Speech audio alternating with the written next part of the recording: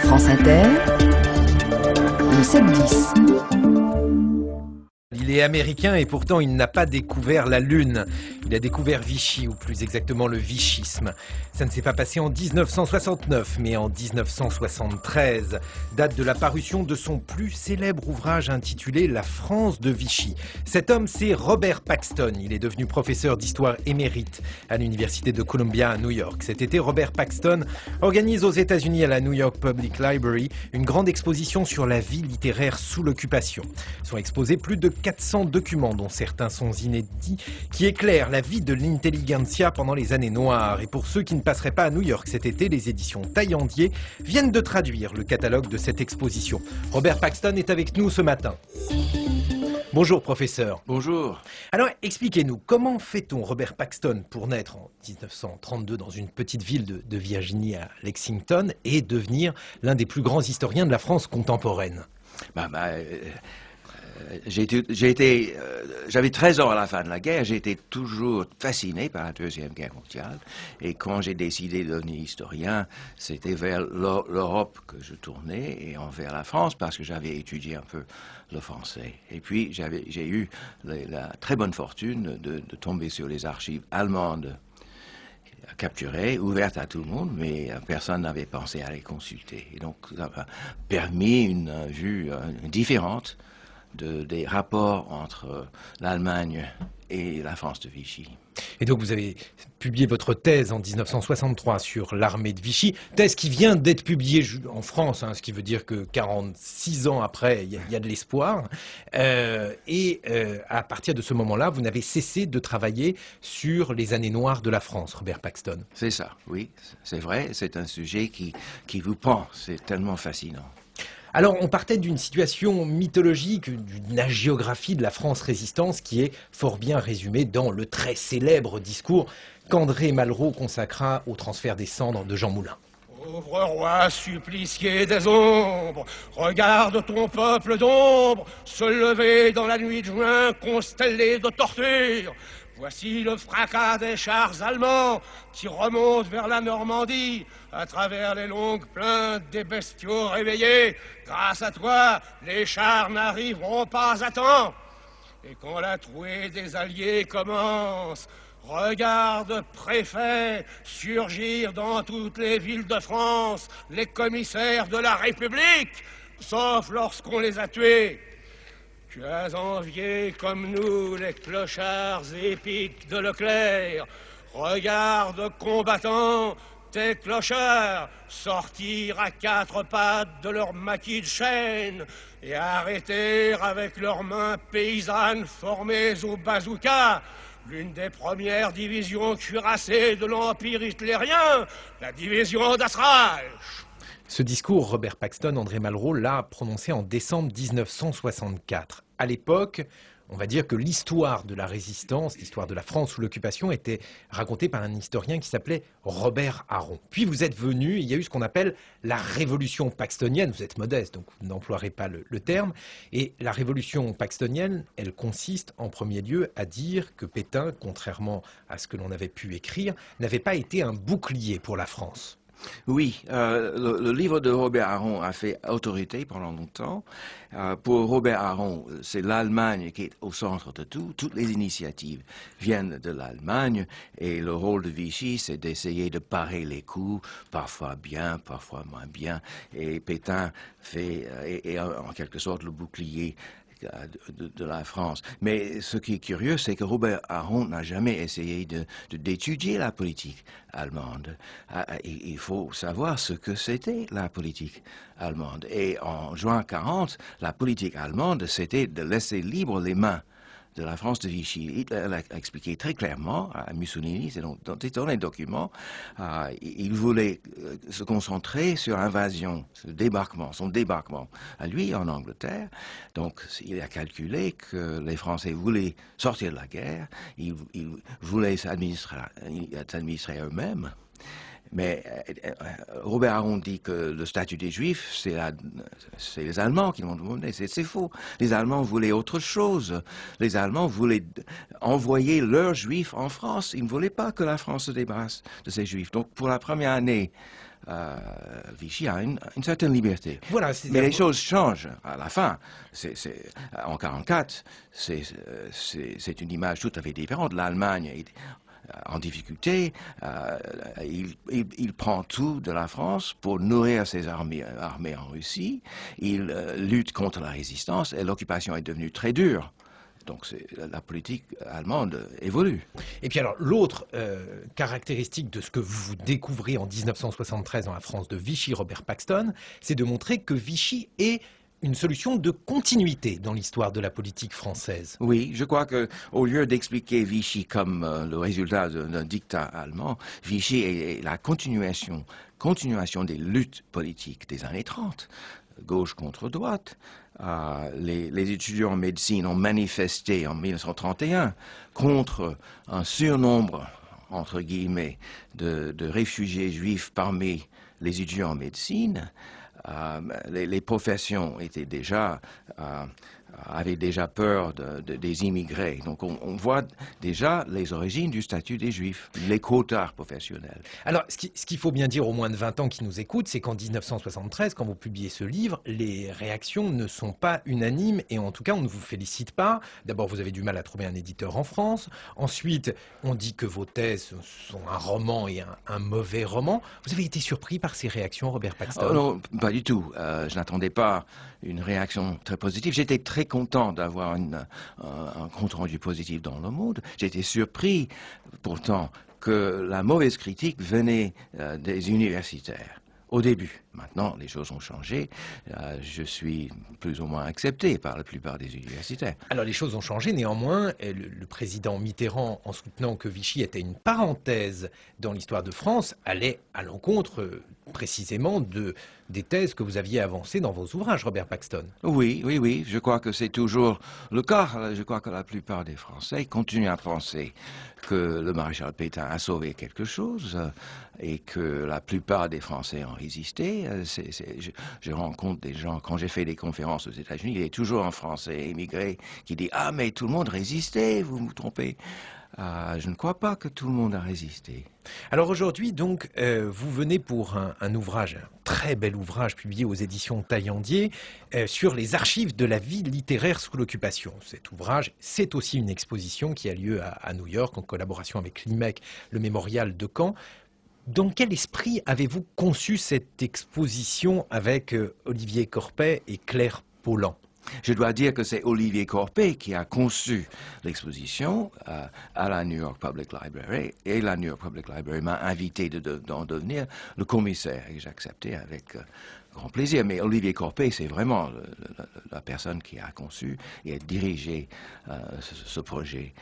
Mais certains des officiers de la Public Library avaient peur que cette exposition n'intéresserait énormément les New-Yorkais. C'était tout à fait le contraire. Il y a beaucoup de New-Yorkais qui sont venus voir cette exposition. Il y a plusieurs publics à New York. Il y a d'abord des Français et des francophiles et des écrivains en général. Les écrivains américains qui viennent à New York, on vient toujours à New York pour écrire le grand roman américain, mais ils lisent, qu'est-ce qu'ils lisent? Ils lisent Gide, ils lisent Mauriac, ils lisent le nouveau roman. La littérature française est toujours lue par les jeunes écrivains américains, très souvent. Et puis, cette exposition a intéressé tout le monde qui s'intéresse à la liberté d'expression. Alors, elle rappelle donc certaines des heures noires de la France. Par exemple, en 1942, voici ce que Drieux-La Rochelle, l'écrivain collaborationniste, racontait. Avec quelques amis, nous sommes allés à la deuxième rencontre des écrivains européens qui a eu lieu à Weimar du 5 au 11 octobre. Nous avons répondu avec un intérêt réfléchi à l'invitation cordiale des écrivains allemands qui avaient déjà pris l'an dernier l'initiative de cet humain rapprochement. Nous avons revu cette très rare et très charmante ville de Weimar où nous avons reçu un accueil simple et libéral. Nous avons renoué des conversations commencées l'autre fois avec des Allemands et avec des hommes des quatre coins de l'Europe. Il n'était guère question de politique. Les artistes comme les savants ont le privilège d'ignorer, ou plutôt, n'exagérons pas, de feindre d'ignorer l'énormité formidable des événements qui se déploient autour d'eux.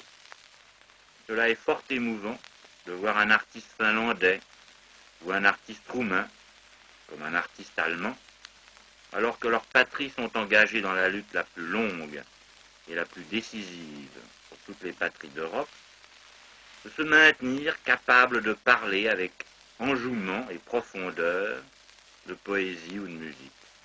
C'est ainsi que nous avons pris à Weimar une bonne leçon sur la persistance de la civilisation européenne au milieu des pires menaces.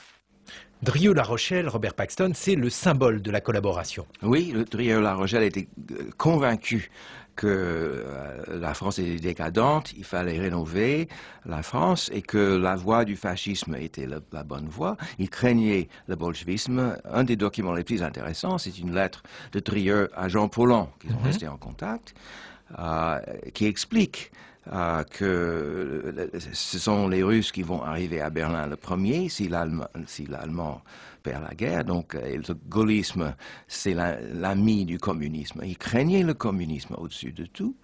Donc il explique très clairement ses motivations. Et alors cette lettre montre également la complexité des rapports que les différents écrivains pouvaient nouer pendant la guerre, puisque finalement la frontière entre la résistance et la collaboration subissait un grand nombre de nuances, Robert Paxton. Oui, c'est Drieux qui a fait libérer Jean Paulhan, quand Jean Paulhan a été arrêté. Donc il y avait des gens qui continuaient à se voir et correspondre. Des deux côtés des barricades. Le premier discours du maréchal Pétain a été écrit par Emmanuel Berle, lequel était un écrivain juif. Robert Paxton. C'est étonnant, mais pas totalement inouï, parce que beaucoup de Juifs français étaient patriotes, convaincus de la profondeur de leur enracinement en France. Un Juif patriote conservateur pourrait trouver du bien dans la Révolution nationale, sauf le statut des Juifs. Quel pourcentage, Robert Paxton, c'est évidemment impossible de donner ce genre de statistiques, mais quel pourcentage d'écrivains ont continué à travailler pendant la guerre comme si de rien n'était? Oui, il est impossible d'établir un pourcentage. En plus, certains écrivains ont fait les deux choses. La plupart des écrivains de la résistance ont publié publiquement, sous la censure, en même temps que clandestinement. Elsa Triolet, Aragon, Camus, Sartre a monté 2 pièces à Paris, sous la censure. Camus a publié, accepté certains changements dans ses livres. Donc, c'est pas une distinction valable. Alors justement, on va écouter une interview d'Elsa Triolet. Nous avons fait des tracts, Aragon et moi, sans que personne nous dicte ce que nous avions à faire et à dire, et que nous avons publié pour la plupart à roman. Là aussi, où nous avons fait un journal clandestin qui s'appelait La Drôme en armes. Est-ce que vous êtes senti à demi libéré après le débarquement en Normandie, ou est-ce qu'au contraire, vous avez encore été plus clandestin en juin, juillet et août 1944? C'était le moment le plus dangereux, évidemment, parce que les Allemands allaient et venaient, on ne savait jamais où on allait les trouver. Parce que tantôt on les voyait une horde de prisonniers ou des gens qui se sauvaient, de militaires qui se sauvaient, tantôt ils revenaient en force, et c'est ainsi que notre village, le village que nous habitions, Saint-Donat, a connu une répression effroyable après le 6 juin. Je ne peux pas me rappeler maintenant de la date.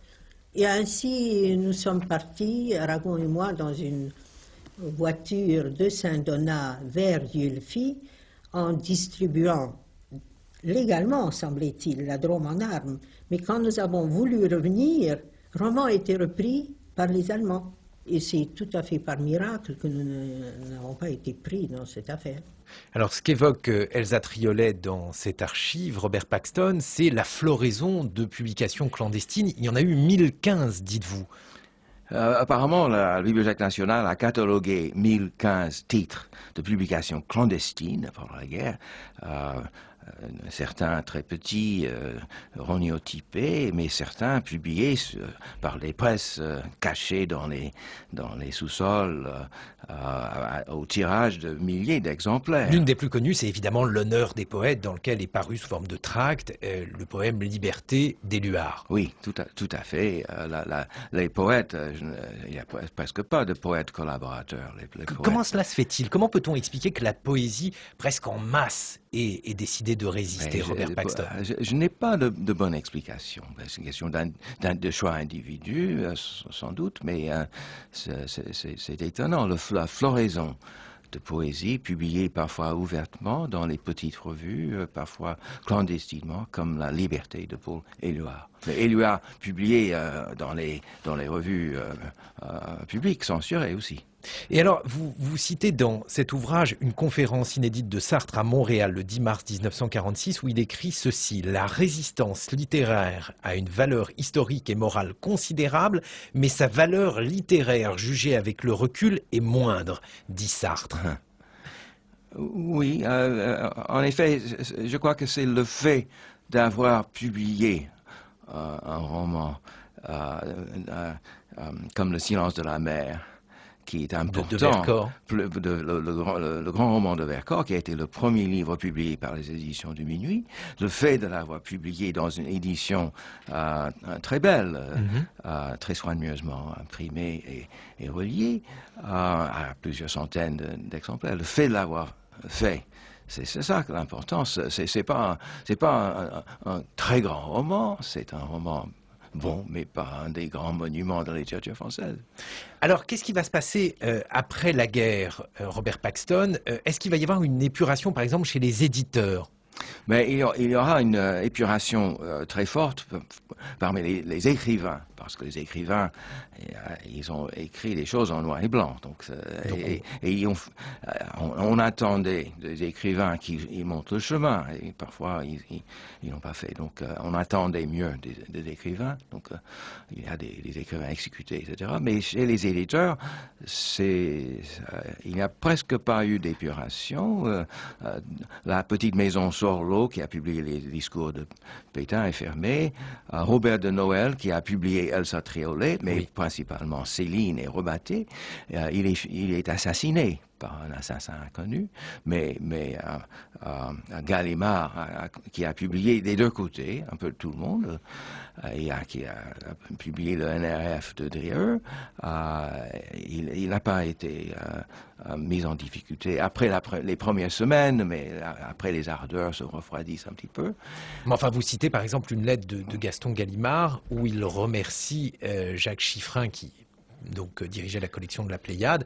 Chiffrin était juif et Gallimard lui explique qu'il va être obligé de se passer de ses services. Oui, absolument. Mais toutes les maisons d'édition, comme toutes les institutions françaises, ont appliqué le statut des Juifs. Je ne connais pas d'exception. On a cette lettre,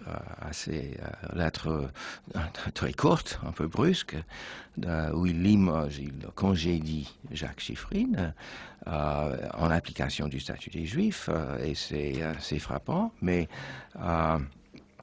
après, c'est un peu comme les industriels. Le général de Gaulle a raisonné que la France avait besoin des industriels et la France avait besoin des grandes maisons d'édition. Et pour les écrivains, l'un des seuls écrivains collaborationnistes qui demeure très lu aujourd'hui, c'est évidemment Céline, Robert Paxton. Oui, mais Céline, c'est un cas très particulier. Il a écrit un roman magnifique, Voyage au bout de la nuit, et puis il est tombé un peu dans le piège de l'antisémitisme fou, c'est presque la folie. Est-ce qu'il reste encore beaucoup de choses à découvrir sur cette époque, Robert Paxton? Il reste beaucoup de choses, beaucoup de détails, parce que les gens qui ont vécu ces années très difficiles et qui ont suivi un itinéraire un peu sinueux n'aimaient pas en parler. Donc il y a beaucoup de choses à révéler au plan individuel, mais je ne crois pas qu'il y aura des grandes surprises.